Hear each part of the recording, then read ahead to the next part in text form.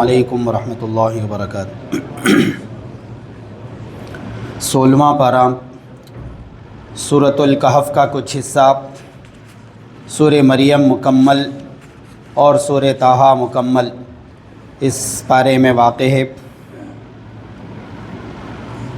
حضور اکرم حضرت محمد مصطفیٰ صلی اللہ علیہ وسلم کے پاس وقتاً فوقتاً یہودیوں اور عیسائیوں کے کہنے پر لوگ آ کر سوالات کیا کرتے تھے، اور بعض یہودی اور عیسائی علماء، اچھا علم رکھنے والے لوگ، اپنی کتابوں کو کھنگال کر توریت کو اور انجیل کو بہت گہرائی سے پڑھ کر کچھ سوالات نبی کریم صلی اللہ علیہ وسلم کی محفل میں بھیجا کرتے تھے کچھ خاص لوگوں کے ذریعے سے۔ اسی میں سے ایک موقع پر یہ سوال کیا گیا تھا کہ اصحاب کہف، دا کمپینینس آف کیف، یہ کون ہیں، اس کی تفصیل ہمیں بتائیے۔ دوسرا سوال یہ کیا گیا تھا کہ حضرت خضر علیہ السلام کا واقعہ کیا ہے، حضرت موسیٰ علیہ السلام سے ان کی ملاقات کیسے ہوئی، اس کی تفصیل ہمیں بتائیے۔ اور تیسرا واقعہ ذوالقرنین کا، کہ یہ جو بادشاہ گزرے ہیں ان کا کیا معاملہ تھا۔ نبی کریم صلی اللہ علیہ وسلم نے ارشاد فرمایا کہ جب حضرت جبرائیل علیہ السلام آئیں گے تو ان سوالات کے جوابات دیے جائیں گے۔ سورہ کہف نازل ہوئی، ان تینوں سوالات کے بہت تفصیل کے ساتھ جوابات دیے گئے۔ اصحاب کہف کا واقعہ کل گزر چکا ہے۔ یہاں پر حضرت خضر کا واقعہ شروع ہوتا ہے۔ اللہ تبارک و تعالیٰ نے ارشاد فرمایا کہ اس وقت کو یاد کرو جب حضرت موسیٰ علیہ السلام ایک سفر پر نکلے۔ حضرت موسیٰ علیہ السلام کو اس بات کی اطلاع دی گئی کہ عبدم من عبادنا، ہمارے بندوں میں سے ایک بندہ ایسا ہے کہ آتیناہ رحمتا من عندنا، ہم نے رحمت کا بہت خاص اس پر فیضان کیا ہے، بڑی رحمت اس پر ہم نے نازل کی ہے۔ وعلمناہ من لدنا علما، ہم نے ہمارے پاس سے بہت خاص قسم کا علم، بہت ہی ویری اسپیشل نالج ان کو دی گئی ہے۔ انہیں حضرت خضر کہا گیا ہے، حضرت موسیٰ علیہ السلام سے کہا گیا کہ ان سے ملاقات کریں اور ان سے علم سیکھیں۔ چنانچہ انہوں نے اپنے سفر کا آغاز کیا۔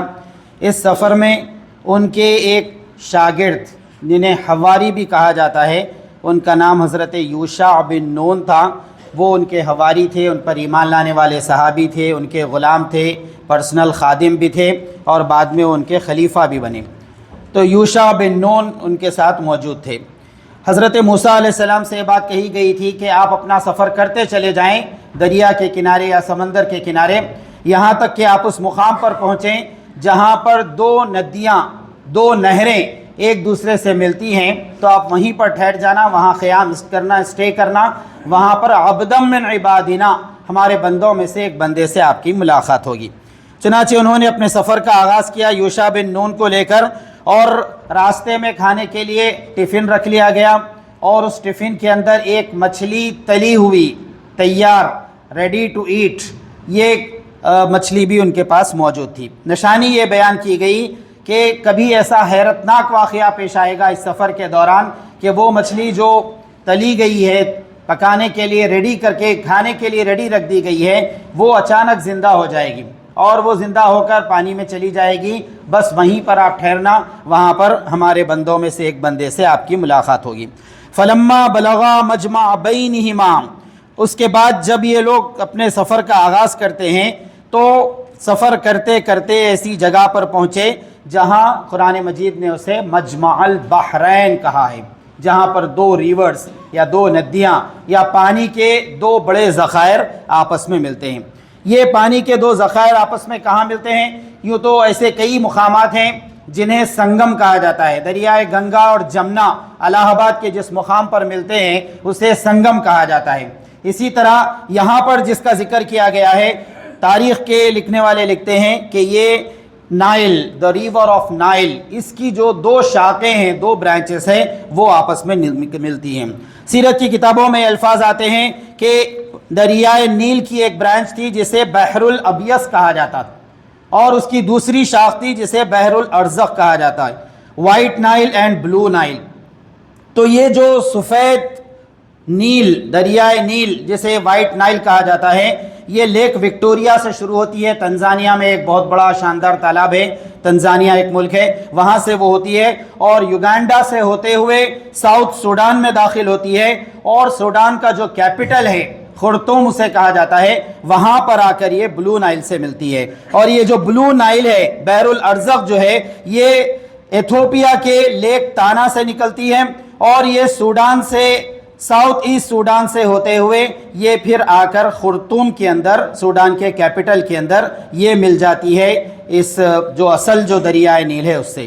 تو یہ دو بڑی برانچز جہاں ملتی ہیں، حضرت موسیٰ علیہ السلام سے کہا گیا کہ آپ وہیں پر ٹھہریں، وہیں پر قیام کریں. جب وہ وہاں پر پہنچے تو بہت تھک چکے تھے، سفر کی تھکن طاری تھی، تو اس موقع پر انہوں نے کہا کہ ہم سو جاتے ہیں، اور وہ سو گئے. جب حضرت موسیٰ علیہ السلام آرام کر رہے تھے تو اس وقت ان کے غلام حضرت یوشع بن نون نے دیکھا کہ مچھلی ان کے جو فوڈ پارسل تھا ان کا، اس میں سے اچانک زندہ ہو کر نکلی اور پانی میں بہتی ہوئی چلی گئی. ندی کے کنارے ہی تھے لوگ، تو وہ مچھلی اچھلی اور اچھل کود کرتی ہوئی وہ پانی میں چلے گی. بہت حیرت کے ساتھ یوشع بن نون نے اس منظر کو دیکھا.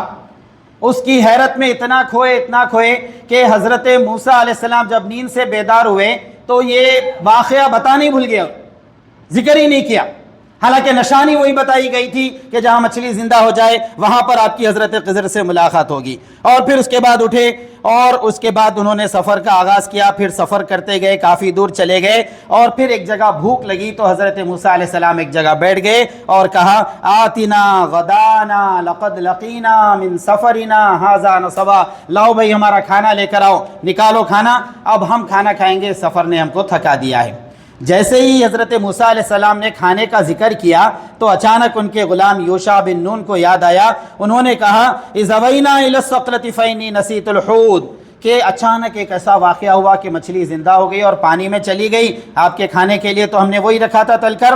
اور اس کے بعد کے جو الفاظ ہیں اس پر آپ غور کریں گے.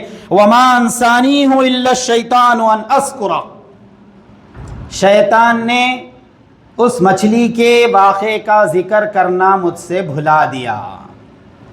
وما انسانیہ الا الشیطان ان اذکرہ، شیطان نے ذکر کرنا بھلا دیا. یہ شیطان کے ٹولز ہیں، اس کے ٹرکس ہیں، اس کے ہتھیار ہیں، جس میں سب سے ٹاپ ہے نسیان. اور یہ بات گزر چکی ہے اس سے پہلے ایک اور واقعے کے اندر حضرت یوسف علیہ السلام کے، کہ جیل سے جو آدمی رہا ہو کر جا رہا تھا، حضرت یوسف علیہ السلام نے کہا تھا کہ بادشاہ کے سامنے میرا ذکر کرنا، وہاں بھی یہی لفظ استعمال کیا گیا، فَأَنْسَاهُ الشَّيْطَانُ ذِكْرَ رَبِّ، شیطان نے ذکر کرنا بھلا دیا. تو یہ شیطان کا ہتھیار ہے کہ وہ کام کی چیزوں کو بھلا دیتا ہے. حضرت موسیٰ علیہ السلام نے کہا کہ قال ذالک ما کنا نبغی، ارے وہیں تو ہم کو ٹھہرنا تھا. فرتد علی آثارہما، پھر اپنے جو فوٹ اسٹیپ تھے، آثارہما ان کے قدموں کے جو نشان تھے، وہ نشان دیکھ کر وہ ریورس پلٹے، اور جب پلٹ کر جا رہے تھے تو انہوں نے ہمارے بندوں میں سے، اللہ تعالیٰ فرماتے ہیں ہمارے بندوں میں سے ایک بندے کو انہوں نے وہاں پر پایا. حضرت موسیٰ علیہ السلام سے ان سے ملاقات کی، سلام کلام ہوا. اس کے بعد پوچھا هل اتبعک علی ان تعلمنی مما علمت رشدا، اتبعک، کیا میں آپ کو فالو کروں، کیا میں آپ کے ساتھ چلوں اس جرنی میں، کیا میں آپ کا کمپینین بنوں؟ کیوں؟ ان تعلمنی مما علمت رشدا، جو علم اللہ تعالیٰ نے آپ کو دیا ہے اس علم میں سے تھوڑا سا آپ مجھے بھی سکھا دیں. پیغمبر کہہ رہے ہیں، پیغمبر کہہ رہے ہیں کہ جو علم اللہ تعالیٰ نے آپ کو دیا ہے اس علم میں سے آپ تھوڑا سا مجھے بھی سکھا دیں. تو اس موقع پر حضرت خضر نے ارشاد فرمایا ٹھیک ہے تم رہو میرے ساتھ، تم چل سکتے ہو، لیکن انک لن تستطیع معی صبرا، تم میرے ساتھ رہو گے تو تم صبر نہیں کر پاؤ گے. حضرت موسیٰ علیہ السلام نے کہا تھا میں آپ کے ساتھ رہوں گا اور میں کچھ علم حاصل کروں گا. یہ علم کون سا تھا؟ یہ علم غیب کا وہ حصہ تھا جو اللہ تبارک و تعالیٰ اپنے پیغمبروں کو عطا کرتے ہیں، کچھ حصہ، اور ان پیغمبروں کے ذریعے سے عام انسانوں تک پہنچتا ہے، جیسے میرے اور آپ تک علم غیب کا کچھ حصہ پہنچا ہے. اللہ تعالیٰ کو ہم نے نہیں دیکھا ہے لیکن اس پر ایمان رکھتے ہیں. جنت اور دوزخ علم غیب ہیں، ہم نے نہیں دیکھا ہے لیکن ہم اس پر ایمان رکھتے ہیں. ہمارا جو ایمان ہے وہ علم غیب ہے، بغیر دیکھا ہوا ایمان ہے.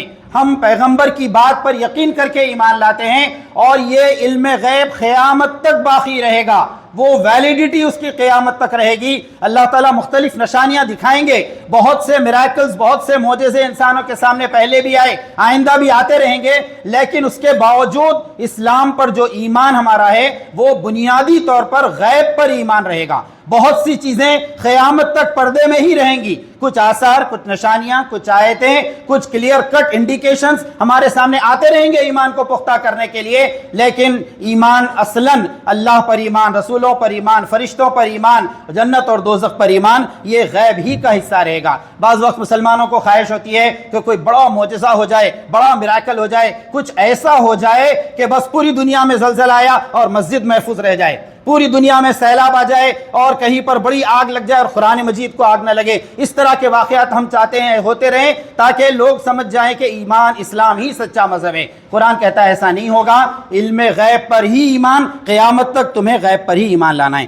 تو پیغمبروں کو اللہ تعالیٰ نے علم غیب کا کچھ حصہ عطا کیا، لیکن مکمل علم غیب پیغمبروں کو نہیں دیا گیا۔ سورہ شورى آیت نمبر 52 میں فرمایا گیا، ما کنت تدری مل کتاب، آپ کو نہیں معلوم تھا کہ کتاب کیا چیز ہے، ولل ایمان، ایمان کیا ہے وہ بھی آپ کو نہیں معلوم تھا، ولیکن جعلناہ نورا نہدی بہ من نشاء من عبادنا، ہم نے اپنی طرف سے ایک نور کا، روشنی کا انتظام کیا۔ سورہ اعراف میں اور زیادہ کلیئر کٹ نبی کریم صلی اللہ علیہ وسلم سے ایڈریس کر کے کہا گیا کہ یا رسول اللہ صلی اللہ علیہ وسلم، اے محمد صلی اللہ علیہ وسلم، وَلَوْ كُنْتُ أَعْلَمُ الْغَيْبَ لَاسْتَكْثَرْتُ مِنَ الْخَيْرِ، آپ لوگوں سے کہہ دیجئے کہ اگر میرے پاس مکمل علم غیب ہوتا تو میں خیر ہی خیر حاصل کر لیتا۔ جنگ احد میں 70 لوگوں کا نقصان نہیں اٹھاتا، غزوہ احد میں شکست نہیں ہوتی، غزوہ احزاب کے اندر بڑے بڑے صحابہ کو تکلیفیں اٹھانا نہیں پڑتا اگر نبی کریم صلی اللہ علیہ وسلم کو غیب کا مکمل علم دے دیا جاتا۔ تو یہ اللہ کی سنت ہے کہ اپنے علم غیب کا کچھ حصہ وہ اپنے پیغمبروں کو عطا کرتا ہے تاکہ وہ اپنے ماننے والوں کو اللہ کی ذات سے، دین اسلام سے مکمل تعارف کرا سکے۔ حضرت خضر نے اجازت دی، موسیٰ علیہ السلام ان کے ساتھ ہوئے، وعدہ کیا کہ آپ کی باتوں پر میں صبر کروں گا، لیکن پہلا ہی واقعہ، ایک کشتی میں وہ بیٹھے، جیسے ہی کشتی کا سفر شروع ہوا، حضرت موسیٰ علیہ السلام نے دیکھا کہ حضرت خضر کشتی میں سوراخ کر رہے ہیں اور ایک بڑا سوراخ کر کے ایک تختہ اکھاڑ دیا۔ انہوں نے پوچھا کیا کشتی والوں کو ڈبانے کا ارادہ ہے؟ کیا کشتی والوں کو ڈبانے کا ارادہ ہے؟ حضرت خضر نے کہا میں نے پہلے ہی کہہ دیا تھا کہ تم میرے ساتھ صبر نہیں۔ جو سوال کیا تھا حضرت خضر سے وہ حصول علم کے لیے تھا، علم حاصل کرنے کے لیے تھا، اسے کیوریوسٹی کہتے ہیں۔ ماہرین نفسیات یا سائیکالوجسٹ یہ بات بتاتے ہیں کہ ایک بچہ جو بچپن میں اپنے پیرنٹ سے بہت زیادہ سوالات کرتا ہے، اپنے بھائیوں بہنوں سے، اپنے استاد سے، اپنے ٹیچر سے بہت زیادہ سوالات کرتا ہے، اس کے سوالات کا جواب دینے کی کوشش کرنی چاہیے، اسے ڈانٹنا، دبانا، سپریس کرنا نہیں چاہیے، اس لیے کہ اس طرح کے بچے عام طور پر آگے جا کر تخلیقی ذہن کے، بہت زیادہ نوبل تھنکنگ کے، کریٹیو تھنکنگ والے ہوتے ہیں، اور اس میں سے کچھ لوگ جو ہے سائنٹسٹ بن جاتے ہیں۔ لیکن اس کا مطلب یہ نہیں کہ سوالات غیر ضروری ہونا چاہیے۔ جو لوگ غیر ضروری سوالات کرتے ہیں وہ اپنا اور دوسروں کا وقت ضائع کرتے ہیں۔ کہا جاتا ہے کہ کسی بستی میں سے ایک ارتھی جا رہی تھی، ایک مردے کو لے کر جا رہے تھے، تو کسی نے غیر ضروری سوال کر لیا کیا مر گیا ہے؟ سامنے دیکھ رہے ارتھی لے جا رہے، سوال کر لیا کیا مر گیا ہے؟ تو وہ جو رشتہ دار پہلے ہی غم میں تھا اس نے غصے میں جواب دیا نہیں مر نہیں گیا ہے، بازار گھمانے لے جا رہے ہیں، شام میں گھر پر چھوڑ دیں گے، اگر تو کہے تو تیرے گھر پر چھوڑ دیں گے۔ تو اس طرح کے غیر ضروری سوالات نہیں بلکہ کیوریوسٹی کے لیے جو ہوتے ہیں۔ سر آئزیک نیوٹن جو بہت بڑے سائنٹسٹ تھے، انہوں نے دیکھا کہ درخت پر سے ایک سیب گرا ان کی نظروں کے سامنے، تو انہوں نے اس پر اتنی تحقیق کی، یہ سیب جو گرا ہے کیوں گرا ہے، کیا زمین نے کچھ کشش کی ہے، گریوٹی پائی جاتی ہے، اور اس کے بعد انہوں نے پوری دنیا کے سامنے لا آف یونیورسل گریویٹیشن پیش کیا۔ بہت بڑی تبدیلی۔ ہمارے میاں بھائی اگر کوئی ہوتے سیب گرتا ہوا دیکھتے تو دوڑتے کہ جھاڑ کو اور ہلاؤ، کچھ زیادہ سیب ملیں گے تو کسٹرڈ بنانے کا موقع ملے گا۔ تو حصول علم کے لیے ان کا یہ سفر تھا۔ حضرت موسیٰ علیہ السلام چاہتے تھے کہ زیادہ سے زیادہ علم حاصل کریں، چنانچہ انہوں نے فوری سوال کیا۔ جب کشتی کا ایک تختہ اکھاڑ دیا حضرت خضر نے تو فوری سوال کیا کیا حضرت سب کو ڈبانے کا ارادہ ہے؟ تو اس وقت حضرت خضر نے کہا میں نے پہلے ہی کہہ دیا تھا کہ تم میرے ساتھ رہو گے تو صبر نہیں کر پاؤ گے۔ تو انہوں نے کہا قال لا تؤاخذنی بما نسیت ولا ترہقنی من امری عسرا، کہ میری بھول چوک پر آپ گرفت مت کریے اور میرے کام کو مشکل مت بنائیے، میں کوشش کروں گا کہ صبر کروں۔ فانطلقا، پھر وہ آگے بڑھے، حتی اذا لقیا غلاما، یہاں تک کہ انہوں نے دیکھا کہ کسی بستی میں سے گزر رہے تھے، کشتی کا سفر پورا ہونے کے بعد کسی بستی میں سے گزر رہے تھے، کچھ بچے وہاں پر کھیل رہے تھے۔ حضرت خضر علیہ السلام نے ایک بچے کو بلایا اور قتل کر دیا، ختم۔ تو بہت بڑا واقعہ تھا، کشتی میں سوراخ یا کشتی کا تختہ اکھاڑنا اس کے مقابلے میں تھوڑا سا کم تھا، بڑا واقعہ ہو گیا۔ اقتلت نفسا زکیۃ بغیر نفس، یا حضرت ایک معصوم کو مار ڈالے آپ، لقد جئت شیئا نکرا، بہت بڑا کام کر دیا ہے تو آپ نے۔ قال الم اقل لك انك لن تستطيع معي صبرا، حضرت خضر نے کہا میں پہلے ہی بول دیا تھا، میں نے پہلے ہی کہہ دیا تھا کہ تم میرے ساتھ رہو گے تو صبر نہیں کر پاؤ گے۔ تب تیسری بار حضرت موسیٰ علیہ السلام نے کہا قال ان سألتك عن شيء بعدها فلا تصاحبني، اس بار بھی معاف کر دیجئے، تھرڈ ٹائم اگر پھر میں آپ سے کوئی سوال کروں فلا تصاحبنی، مجھے اپنے ساتھ مت رکھیے، مجھے الگ کر دیجئے۔ یہاں پر رکیے اور حضرت محمد مصطفیٰ صلی اللہ علیہ وسلم کی ایک حدیث یاد کیجئے جس میں نبی کریم صلی اللہ علیہ وسلم فرماتے ہیں کاش کہ حضرت موسیٰ یہ بات نہیں کہتے فلا تصاحبنی، یعنی کہ پھر سوال کروں تو مجھ سے الگ ہو جائیے، مجھے الگ کر دیجئے، ڈیٹیچمنٹ کی بات نہیں کرتے، کچھ اور حضرت موسیٰ علیہ السلام صبر کر لیتے تو ہمیں اور بھی کچھ علم کی باتیں معلوم ہو جاتی۔ یہ حدیث میں الفاظ آتے ہیں کاش کہ موسیٰ علیہ السلام صبر کر لے۔ تو انہوں نے تھرڈ ٹائم پر کہا کہ ٹھیک ہے اگر میں کوئی سوال کروں تو آئندہ جو ہے آپ مجھے اپنے ساتھ مت رکھیے، ایگریمنٹ ہو گیا، آئندہ کوئی سوال نہیں کریں گے، سوال کریں گے تو راستے الگ الگ۔ فانطلقا، پھر وہ دونوں آگے بڑھے، حتی اذا اتیا اہل قریۃ استطعما، ایک بستی میں پہنچے، بھوک سے بےتاب تھے، کھانا چاہ رہے تھے، شیلٹر چاہ رہے تھے، کچھ دیر آرام کرنا چاہ رہے تھے، لیکن بستی کے لوگوں نے، اس کالونی کے لوگوں نے بہت برا سلوک کیا، ان دونوں کو نہ کھانا دیا، نہ شیلٹر دیا، نہ مدد کی، نہ ساتھ دیا۔ تو بہت غصے میں تھے حضرت موسیٰ علیہ السلام، یہ کیسے ڈرائی فروٹ قسم کے لوگ ہیں بستی کے لوگ جو بالکل جو ہے مہمانوں کو اور اجنبیوں کو بالکل سپورٹ نہیں کرتے۔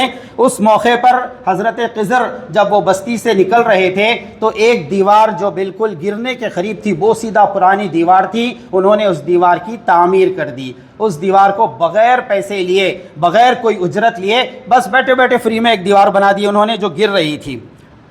اچانک حضرت موسیٰ علیہ السلام کی زبان سے نکلا لو شئت لاتخذت علیہ اجرا، چاہتے تو تھوڑے پیسے لے لیتے سکتے تھے نا، اجرا، کچھ پیسے لے لیتے تو کھانے پینے کا کچھ سامان تو بن جاتا ہمارے لیے۔ قال ھذا فراق بینی و بینک، حضرت خضر نے کہا کہ بس ختم، ایز پر دا ایگریمنٹ تمہارا راستہ الگ، فراق بینی و بینک، میرا راستہ الگ، تمہارا راستہ الگ۔ ہاں اب میں تمہیں بتاؤں گا کہ وہ چیزیں جس پر تم صبر نہیں کر سکے۔ اما السفینۃ فکانت لمساکین یعملون فی البحر، وہ جو کشتی کا معاملہ تھا وہ کشتی چند مسکینوں کی تھی، غریب لوگوں کی تھی، اور جس بستی کے وہ لوگ مکین تھے وہاں پر وہ لوگ کشتی چلا کر اپنا ندی کے لوگوں کو پار کراتے تھے۔ ہمارے ہاں شیئرنگ آٹو جس طرح ہوتا ہے وہ شیئرنگ بوٹ تھی، وہ ندی پار کراتے تھے، کچھ اجرت کچھ پیسے مل جاتے تھے، اسی پر ان کا گھر چلتا تھا۔ اور اس وقت اس ندی کے دوسرے کنارے پر ایک بادشاہ یا اس علاقے کا کوئی ڈان قسم کا آدمی آیا ہوا تھا جو ہر اچھی کشتی پر قبضہ کر لیتا تھا۔ میں نے سوچا کہ اس کشتی کو داغدار بنا دوں، اور ہوا بھی ایسا ہی۔ جب وہ ندی کے دوسرے کنارے پہنچے، کچھ لوگ وہاں پر تھے جو اچھی اچھی کشتیوں پر قبضہ کر رہے تھے، انہوں نے دیکھا کہ کشتی ٹوٹی ہوئی ہے، تختہ اکھڑا ہوا ہے، سوراخ اس کے اندر موجود ہے، تو انہوں نے کہا یہ تو بیکار کشتی ہے، اس کو ہاتھ نہیں لگایا۔ بعد میں وہ لوگ تختہ ٹھوک کر پھر اپنا روزگار انہوں نے باقی رکھ لیا۔ تو یہ وجہ ہے کہ میں نے کشتی کو داغدار کر دیا تھا۔ وَأَمَّا الْغُلَامُ، اور جو بچہ جس کو میں نے قتل کیا ہے، فَكَانَ أَبَوَاهُ مُؤْمِنَيْنِ، بہت سخت الفاظ ہیں، بہت نازک میٹر ہے یہاں، پھر میں کہوں گا وہ ورڈ کہ بہت سینسٹیو کنٹینٹ ہے یہاں پر۔ دیکھیے وَأَمَّا الْغُلَامُ، وہ جو بچہ تھا جسے میں نے قتل کر دیا، فَكَانَ أَبَوَاهُ مُؤْمِنَيْنِ، اس کے ماں باپ مومن تھے، پیرنٹس اس کے مومن مسلمان سچے اچھے لوگ تھے۔ فَخَشِينَا أَن يُرْهِقَهُمَا طُغْيَانًا وَكُفْرًا، مجھے اس بات کا خدشہ محسوس ہوا کہ یہ بچہ بڑا ہو کر زمین پر طغیانی اور سرکشی پھیلائے گا، زمین پر فساد پھیلائے گا، اس لیے میں نے اس کو قتل کر دیا۔ ولی کے پیٹ سے شیطان، یہ ہمارے ہاں محاورہ ہے۔ والدین بہت اچھے، بہت نیک، بہت شریف، اور ان کی جو اولاد نکلی ایسی کہ ماں باپ کے نام کو ڈبانے والی، اسی مسجد کے ایک مصلی ہیں، بہت ملینر آدمی ہیں، بہت دولت مند ہیں، انہوں نے نماز جمعہ کے بعد کہا کہ اللہ تعالیٰ نے مجھے یہ اور یہ دولت سے نوازا ہے، لیکن ایک چیز جو مجھے نہیں مل سکی، اللہ تعالیٰ نے مجھے بیٹوں سے بھی نوازا لیکن میرے بیٹے غاٹے نکلے۔ یہ ورڈ انہوں نے استعمال کیا، غاٹے نکلے میرے بیٹے، نافرمان قسم کے بیٹے نکلے۔ تو مجھے ڈر ہوا کہ اتنے اچھے پیرنٹس اور ان کا بچہ ایسی غلط حرکتیں کرنے والا آگے جا کے طغیانی اور سرکشی پھیلائے گا، تو میں نے اسے قتل کر دیا۔ میں یہ بات کہتا ہوں کہ اگر ہماری بستیوں سے حضرت خضر آج گزر جائیں تو پتہ نہیں کتنے بچے قتل ہو جائیں، پتہ نہیں کتنے بچے قتل ہو جائیں۔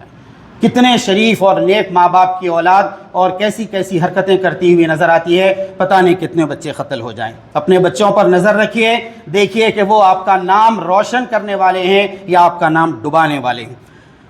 تیسری بات انہوں نے کہی کہ وہ جو دیوار میں نے بنائی بغیر فیس لیے، بغیر کنسٹرکشن کے، کانٹریکٹ کے، فری میں نے وہ جو دیوار بنا دی، وہ یتیم بچوں کی ملکیت تھی اور ان کے والد کا انتقال ہو چکا تھا۔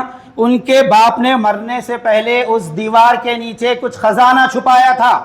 میں چاہتا تھا کہ وہ دیوار اس وقت تک صحیح سلامت رہے جب تک کہ وہ بچے ایڈولسنٹ ایج کو نہ پہنچ جائیں، بڑے نہ ہو جائیں، اور یہ کہ بڑے ہوں گے تو اپنا خزانہ نکالیں گے، کچھ کاروبار کر لیں گے۔ اس وقت تک اس خزانے کو محفوظ کرنے کے لیے میں نے یہ دیوار اٹھا دی۔ ذالک تاویل ما لم تسطع علیہ صبرا، یہ ہیں وہ باتیں جس پر تم صبر نہیں کر سکے۔ سید ابو الاعلیٰ مودودی علیہ الرحمٰن نے تفہیم القرآن میں اس پورے واقعے کو ڈیفائن کرنے کے بعد کہا کہ یہ جو بڑے بڑے ایکشنز لیے حضرت خضر نے، اس سے کلیئر کٹ ظاہر ہوتا ہے کہ وہ کوئی انسان اور بشر نہیں تھے بلکہ ایک فرشتہ تھے جو حضرت موسیٰ کو علم سکھانے کے لیے اللہ تعالیٰ کی طرف سے انسانی شکل میں بھیجے گئے تھے، ورنہ کوئی انسان کسی بچے کو فیوچر کے اندیشے کے تحت قتل نہیں کر سکتا، کسی آدمی کو قتل نہیں کیا جا سکتا کہ آگے جا کے یہ اور یہ ایسا ہوگا۔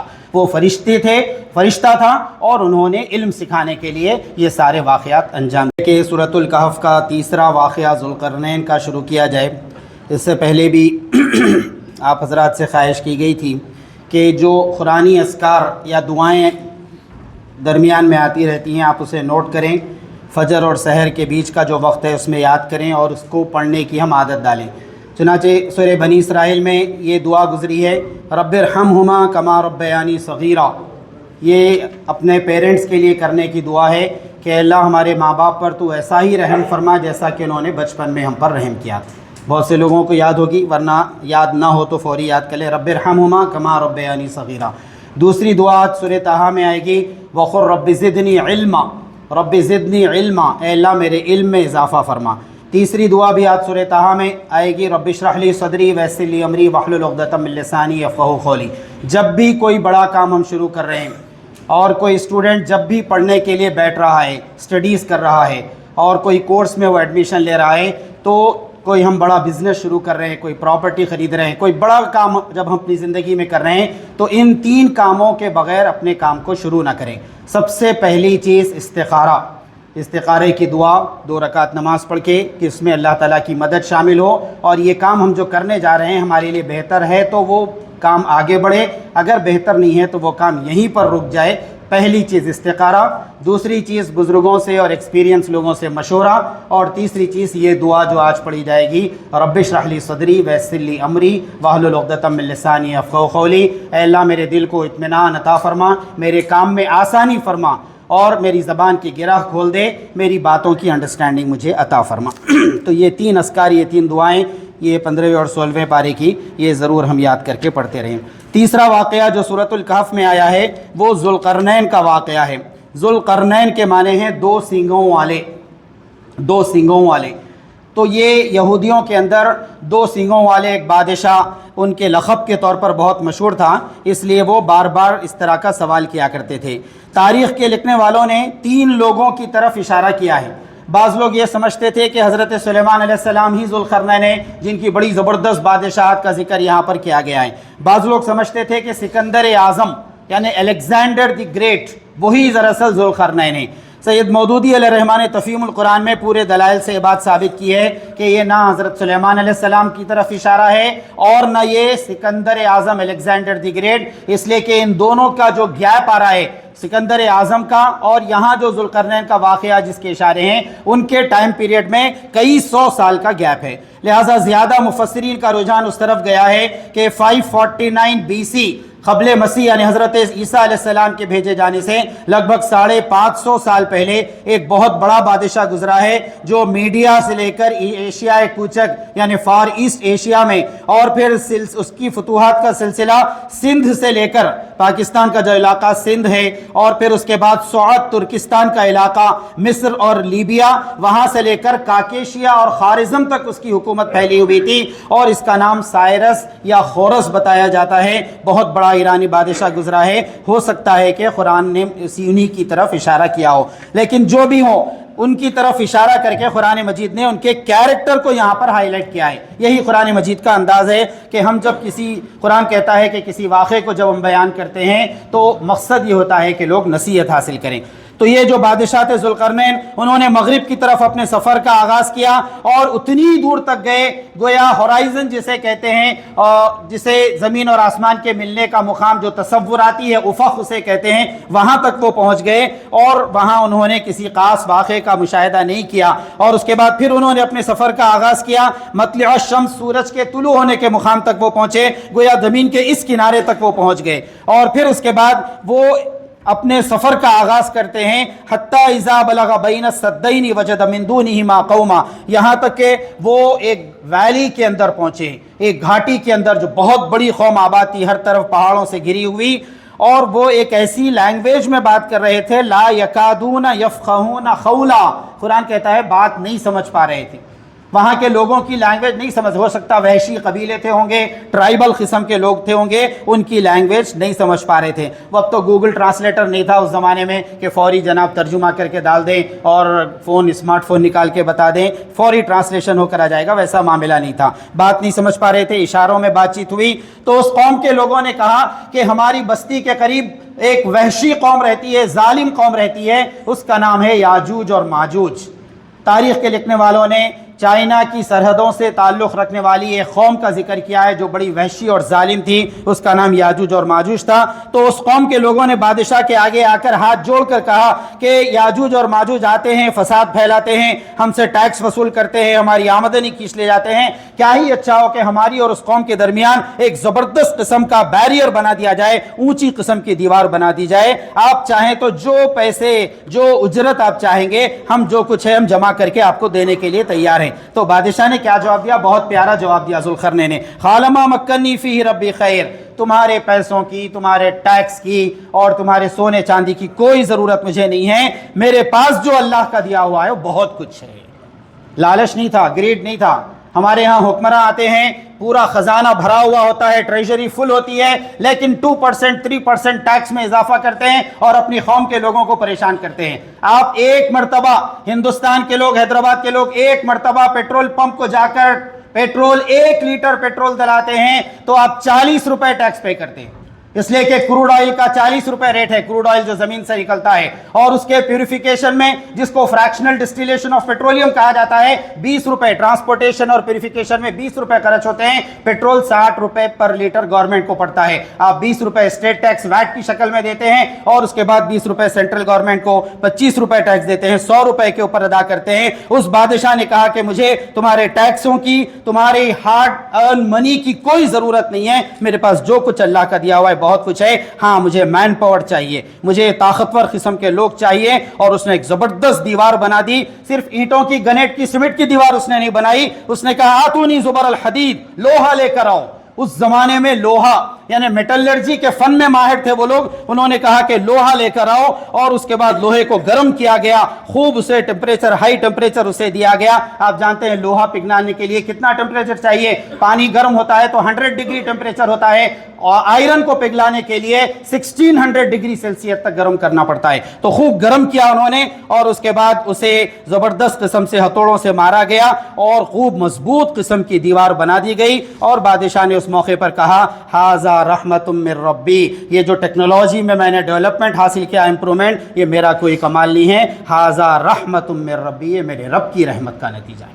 تو جو کچھ ہمارے پاس صلاحیتیں، ٹیلنٹس ہیں، وہ اللہ کی دی ہوئی ہیں۔ اللہ تعالیٰ ان کی ہمیں قدر کرنے، صحیح استعمال کرنے کی توفیق عطا فرمائے۔